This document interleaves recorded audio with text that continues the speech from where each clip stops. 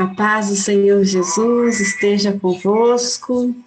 Glória a Deus por mais um dia, por mais essa oportunidade que o Senhor nos dá. Glória a Deus.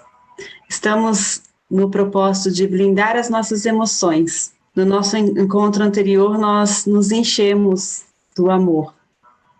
Aprendemos, e descobrimos quem nós somos, o que acontece com o amor quando nós nos casamos, e que nós podemos cultivar este amor que agradece. E hoje nós vamos falar sobre o que não é amor. Apaixonar-se e também que amar é um ato de escolha. Para iniciar este momento, eu passo a palavra para a pastora Gláucia, que estará pastora, e também psicóloga, estará explicando o que não é amor. Gente, boa noite, a paz do Senhor. A todos vocês aí que estão nesse momento aí ligadinha conosco, Como bem disse a Miriam, Nós estamos aí numa jornada de blindar nossas emoções, Miriam? Sim. Isso é muito bom. Por quê? Porque as nossas emoções, elas são respostas, aos estímulos, assim, emoções, mas não é esse o caso que nós vamos falar. Hoje, nós vamos estar aqui falando um pouquinho, sobre o terceiro capítulo desse livro maravilhoso aí que as meninas escolheram, para estar partilhando, gente, compartilhando aí alguns conhecimentos, E muitas vezes até nós, assim, ouvimos falar, a respeito das 5 linguagens do amor, como nós devemos expressar para o nosso cônjuge, qual é a nossa linguagem, qual é a linguagem do nosso cônjuge. Enfim, esse livro ele é recheado de coisas muito lindas, de fato, É um autor aí, é um conselheiro, de relacionamento, ou seja, ele tem toda aí uma jornada aí, de experiência e que nós, com toda certeza, o que vamos falar é com base também no que ele já pesquisou, inclusive as suas próprias experiências mesmo de acompanhamento, de relacionamentos, e aí fica um pouquinho até mais fácil, para nós discorrermos. Mas assim, gente, como é que nós podemos iniciar esse terceiro capítulo, que é apaixonando-se, Coisa boa, falar de paixão. Eu acho maravilhoso, eu acho fantástico, Mas, como diz, não é só de flores que nós vivemos, Durante a nossa jornada na vida, nós passamos por várias situações, por várias fases, e com essas fases também, elas nos trazem várias experiências, E muitas que hoje estão aqui, eu acredito, que já passaram por esse momento, da paixão. Até porque a relação amorosa, geralmente ela inicia na fase da adolescência, Então, essa é uma fase assim, a qual muitos de nós experimentamos esse sentimento, E assim, qual é a diferença entre o amor e a paixão? Alguém pode perguntar, até então eu achava que o amor, a paixão era a mesma coisa. Alguém pode estar pensando aí, como eu também já pensei um dia. Fazemos essa confusão, essa saladinha aí de emoções, Mas como bem a doutora Gleide, que abriu aí também, falando um pouco muito a respeito, das nossas emoções, e enfatizou bastante sobre a questão do amor, Então aí a gente já deu para entender um pouquinho que o amor é bem diferente da paixão. E o nosso capítulo de hoje, como ela está bem assim, tratando desse termo paixão, vamos fazer aqui um comentário a respeito dessa diferença. Diz assim, se você está em um relacionamento, você está experimentando os dois. Você pode pensar, poxa, eu estou no relacionamento, será que eu estou experimentando agora, nesse momento, nessa fase que eu estou, do meu relacionamento, do meu casamento, do meu namoro, enfim, da minha paquera, O que eu estou experimentando? Será que eu estou nessa fase da paixão ou do amor? Ou seja, são dois sentimentos muito importantes, porém, bem diferente. Né? E o autor, ele começa, né, falando, inclusive, falando a respeito de uma moça chamada Janice, né, só para a gente entender a questão da paixão. E ele trouxe esse relato, né, de uma pessoa a qual ele acompanhava, por ele ser conselheiro, né? Ela já tinha 36 anos, então assim, ela já tinha tido outros relacionamentos também. Só que ainda não havia casado, né? Continuava ainda na sua fase de solteira, apenas namorando. E os namoros, né, a qual ela havia se envolvido, eram namoros assim um pouquinho mais extensos, né? Bem extensos mesmo, né? Acima tipo de 1 ano, 2 anos, ou seja, eram bem, né?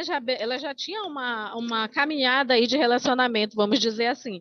Porque assim, ela era uma pessoa que já fazia acompanhamento com ele, e assim, ela era uma pessoa muito organizada, muito disciplinada, ou seja, a característica dela era de uma mulher assim que estava sempre organizada, vamos dizer, né? Tipo, para eu ir lá no escritório, ou lá no consultório, ou enfim, lá no local onde ele atende, eu preciso agendar. Só que nesse dia ele foi surpreendido por ela, né? Ela entrou assim meio que eufórica, né? Querendo falar com ele, e assim, de repente ele imaginou, poxa, deve estar acontecendo alguma coisa, alguma crise, algo está acontecendo com ela, para ela não ter marcado. Esse não é o perfil dela, né? E aí ele resolveu atendê-la, e aí ele pergunta, né, como é que ela estava, e ela já foi bem mesmo, como ela já tinha dito que gostaria de falar com ele, e disse, eu estou ótima, né? Eu estou muito bem. E ele ficou, é mesmo, né? O que está acontecendo? Isso é o diálogo deles lá, né? E aí, né, qual é a novidade? E de repente ela disse assim, bom, eu conheci uma pessoa, né? E o nome dessa pessoa é o Davi, né? A pessoa que ela havia conhecido. E como ela começou a dizer várias coisas, ele é maravilhoso, né? E aí ele perguntou assim, mas sim, mas quanto tempo vocês estão namorando? Aí ela falou 3 semanas, olha só, né? E ela falou, né, loucura, ela mesmo falando, isso é uma loucura. E ele já me pediu em casamento e eu vou casar, e ela já foi, né, fazendo todo esse tipo de comentário com ele, e de repente ele ficou assim e disse, poxa, mas é, de repente, assim, tão pouco tempo, você já vai casar, e aí a razão de toda essa euforia, de ter conhecido uma pessoa, né, que estava entrando na vida dela, não tinha nem tipo nem um mês, né? Apenas 3 semanas, e ela já estava ali decidida, dizendo que gostaria de casar com ele, porque ela tinha encontrado a pessoa da vida dela. Ou seja, ela nesse momento dá para dar uma definição de paixão. A paixão, gente, é essa euforia mesmo, né? Os neurocientistas eles falam a respeito da paixão, eles comparam a paixão como uma droga, né? Essa fase da paixão, né? Ou seja, a pessoa ela fica em êxtase, né? E nós que já passamos, né?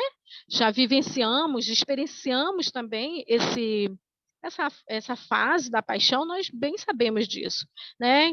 Quem nunca ficou apaixonado aí que atira a primeira pedra, né? E se você não ficou, está correndo risco ainda de ficar, viu? Então, faz parte do nosso ser. A paixão, ela é como se fosse assim um momento que muitos de nós já vivenciamos, né?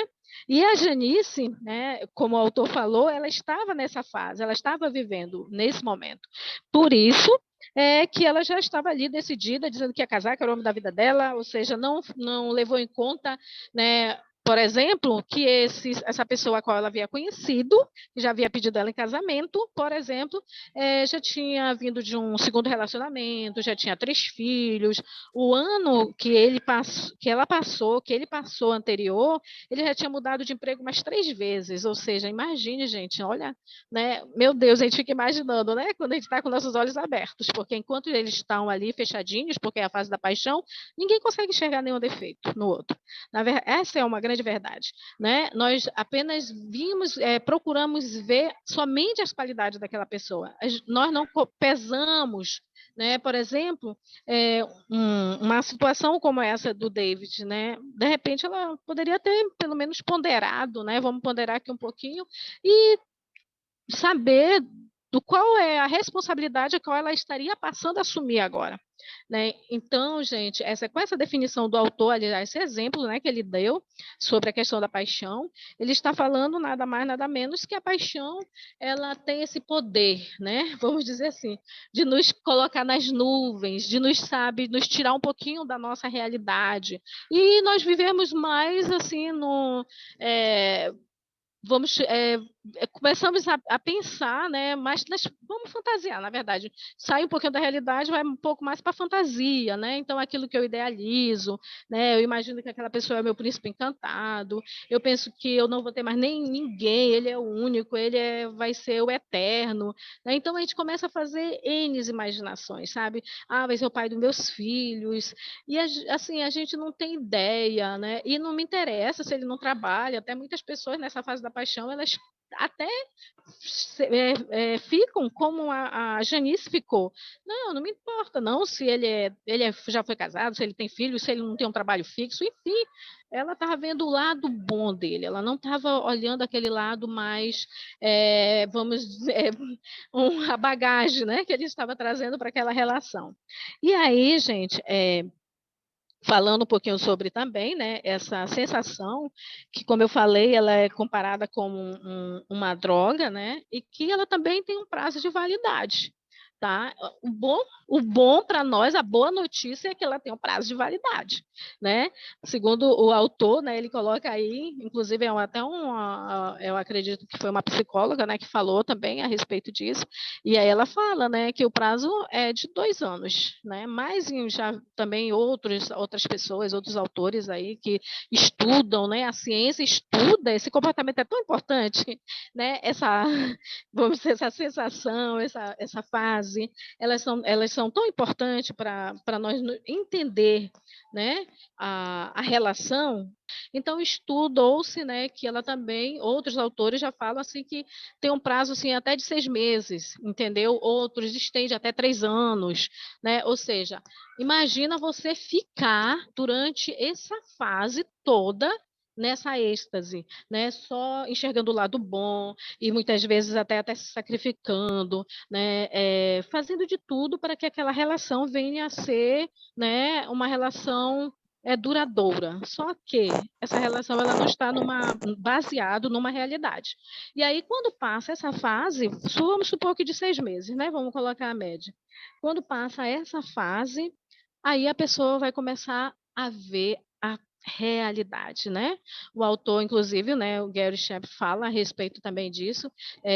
Quando a pessoa passa a ver a realidade, é que ela vai ver os defeitos do outro, né? Começa a enxergar os defeitos. E muitos desses relacionamentos, eles não seguem em frente, por quê? Porque essa pessoa não quer viver essa realidade. Estava muito bom aquela fantasia, entende? Então, por isso que muitos relacionamentos, eles são interrompidos, né? A pessoa, ela passa a desejar uma outra relação. Imagina, então, é uma pessoa que ela vai viver frequentemente em uma relação não real, entende? Então, assim, então esse é o perigo de você não entender o que é paixão e o que é amor. Né? Porque o amor, né, é como se fosse assim, a paixão, nessa fase, ela serve também de trampolim para você vivenciar realmente o verdadeiro amor. Né? E aí, quando a pessoa entende isso, que ela vai viver com um ser humano, com uma pessoa que tem defeito, com uma pessoa que ronca, uma pessoa que deixa a toalha molhada na cama, eu estou me referindo como mulher, né? E o homem também, de repente, ele pode viver do ponto de vista da mulher. Ela vai, né, começar a também, no caso, o homem vai começar também a perceber, né? Poxa, como é que eu casei com uma pessoa dessa forma, né? Essa mulher fala alto, essa mulher ela não tem postura, né? E aí vai caindo-se as escamas dos olhos, e a gente vai começando a enxergar a verdadeira pessoa, né? E aí a gente começa a ficar, opa, será que eu sigo em frente ou eu paro por aqui mesmo? Mas como nós estamos naquela aventura de procurar uma relação, né, mais duradoura, aí o que que nós fazemos? Nós muitas vezes apostamos, né, nessa relação. Ou seja, aí entra a questão da fase do amor, né? Que aí eu acho que as minas vão estar falando aí um pouquinho mais, mas basicamente, gente, é isso, né? A paixão, né, para nós entendermos bem, né, faz parte do nosso ser, né?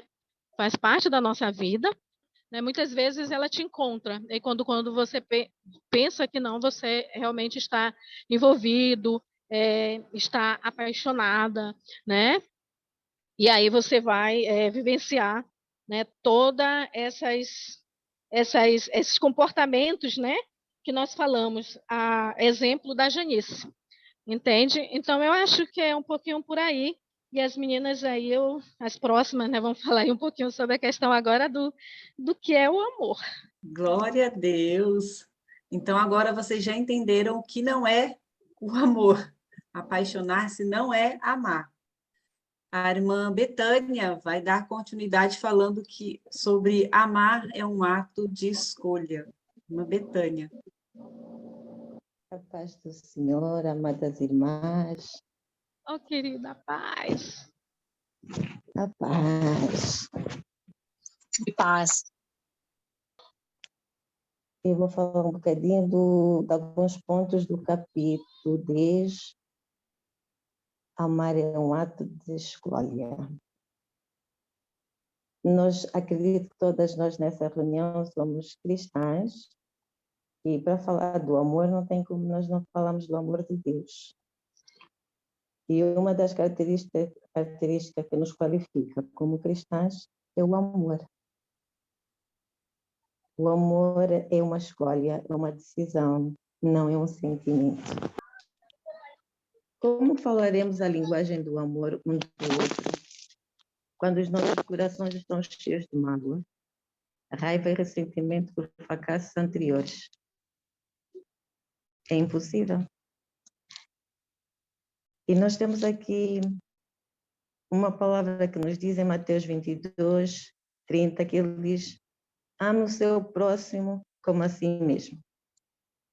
Se você tiver um coração cheio de amor, raiva, ressentimento, é impossível você manifestar as 5 linguagens de amor ao próximo, porque você não tem isso. Por quê? Porque nós estamos cheios de mágoa, cheios de rancor. E ele diz que isso é uma natureza da humanidade, a nossa natureza caída, corrompida, por causa do pecado. Mas é possível nós amarmos e manifestarmos as 5 linguagens de amor. O livro está muito focado no cônjuge. Eu creio que nesta reunião pode haver pessoas que não são casadas. E eu vou referir-me ao próximo, o mais próximo. Porque o mais próximo de nós é aquele, às vezes, que comunga a mesma mesa conosco. E às vezes é muito mais complicado nós manifestarmos estas 5 linguagens do amor. Ele diz que somos criaturas que fizemos escolhas. E que significa que nós temos capacidade de tomar decisões. E essas decisões, elas podem ser erradas. E quando nós tomamos essas decisões erradas, e muitas das vezes nós criticamos as pessoas, magoamos as pessoas, mas nós também podemos pedir desculpas e tomar mudar de atitude e tomar uma decisão certa. Suprir as necessidades do outro, das 5 linguagens do amor. O amor não apaga o passado, mas altera o futuro. Nós podemos manifestar as 5 linguagens do amor ao nosso cônjuge, mas nós não vamos apagar o passado, mas nós podemos alterar o futuro, as coisas que estão para vir. Porque todos nós gostamos de sentir amados. Independentemente daquilo que nós passamos, mas nós gostamos de sentir amados. E o amor, ele constrange. E nós temos aqui exemplos no capítulo 10 de um casal que o marido praticamente estava decidido em deixar a mulher, porque já estava a sentir-se apaixonado por outra pessoa, já se falou sobre a paixão, e não vamos mais tocar nesse assunto. E o autor diz que eles experimentaram fazer as 5 linguagens do amor ao próximo, não é? E o que é que aconteceu? Eles tiveram sucesso. Então, isso nós podemos ver que com as 5 linguagens do amor, nós manifestando o nosso próximo, o nosso cônjuge, nós conseguimos mudar o percurso do nosso casamento, das nossas relações pessoais, conseguimos satisfazer as necessidades emocionais do nosso próximo. Nós vimos como ele é paciente, ele é bondoso, ele não é invejoso. E ele diz que uma das chaves que nós temos aqui para renascer qualquer casamento é primeiro a linguagem do amor um do outro, é nós manifestarmos, nós descobrirmos a primeira linguagem do amor do outro e escolhermos aprender. E às vezes é difícil porque nós não estamos habituados. Eu dou um exemplo de alguém num seminário que pergunta, mas se a primeira linguagem do meu parceiro, do meu cônjuge, for abraçar e eu for uma pessoa que não for muito abraço, ele diz, faça mesmo assim. Mas nós, como cristãos, eu vou dizer, o Espírito Santo, ela ajuda. Mesmo naquelas linguagens do cônjuge que nós não estamos habituados, às vezes até servir o outro, o Espírito Santo nos ajuda a servir. O Espírito Santo nos ajuda a abraçar. O Espírito Santo nos ajuda a falar palavras de afirmação. Tudo com a ajuda do Espírito Santo nós podemos manifestar essas linguagens do amor e suprir as necessidades emocionais do nosso próximo. Suprir a necessidade de amor do cônjuge é uma escolha que nós vamos fazer todos os dias. E nós decidimos, porque o amor é uma decisão. Foi isso que Deus fez. Que Deus amou o mundo de tal maneira que Ele doou o Jesus Cristo por nós, mesmo sem merecermos. E quando eu estive aqui a ler este capítulo, levou muito no amor de Deus por nós. Porque não é fácil quando nós estamos habituados a fazê-lo. E dizer que para mim está a ser uma experiência muito boa, porque eu ainda não tinha lido este livro. E são coisinhas pequeninas, detalhes pequeninos, que podem trazer problemas sérios dentro dos nossos casamentos, mas se nós descobrirmos cedo, conseguimos resolver. E quando nós conseguimos expressar esta linguagem ou fazê-la praticar, nós também podemos curar feridas emocionais, conflitos e fracassos do passado. Então vamos decidir, vamos escolher amar. Miriam, é tudo. Amém. Glória a Deus. Irmã Lívia. Glória a Deus. Bom, só para nós fecharmos, então, eu gostaria só de destacar uma questão sobre apaixonar-se, né? O autor até ele comenta sobre o fato que se todos vivessem apaixonados, o mundo não ia tão longe, né? Porque quando a gente está nesse momento da paixão, todas as outras coisas perdem a importância. E aí eu gostaria de colocar que por causa disso, quando a gente vai para a realidade, né, ali do dia a dia, como a pastora Glócia comentou, de algumas coisas que nos irritam na outra, porque quando estamos apaixonados a gente não enxerga. A gente só apresenta, na verdade, a nossa parte boa para a outra, e a outra pessoa só apresenta a parte boa. Então, todos os dois são perfeitos, e a paixão, ela não foca no crescimento. Por quê? Porque a gente entende que nós estamos, cada um está perfeito um para o outro, né? Só que não é assim. Todos nós, né, focamos no desenvolvimento, muitas pessoas precisam estudar, muitas pessoas precisam desenvolver aquele projeto que Deus tem para ela. Nós, como cristãos, como a irmã Betânia falou, a gente tem que pensar isso, que o teu companheiro, o futuro esposo, né, ou o teu esposo, ele tem um propósito de Deus para a vida dele, assim como você também tem. Então, nós simplesmente a gente não se funde um no outro e nós nos anulamos. Não, Deus tem um propósito para o casal, a gente não perde a nossa vida. E aí, é algo que eu gostaria de deixar aqui, é que muitas pessoas, elas são fisgadas pela vontade, né, da separação. Por quê? Porque pensa-se que foi enganada, que de repente você só viu a parte boa da pessoa, quando ela apresenta outra parte dela humana também, você fica, puxa, ele me enganou, ele não era assim, agora ele está se revelando assim, ela não era assim, agora parece que essa coisa está pior. Né? E aí ele coloca assim que isso significa, né, que parece que nós tínhamos sido fisgados por alguma ilusão. E aí as pessoas têm duas opções: ou elas acabam sendo destinadas a uma vida infeliz, ou se separam e vão buscar paixão em outras pessoas, em outro lugar, em outras coisas.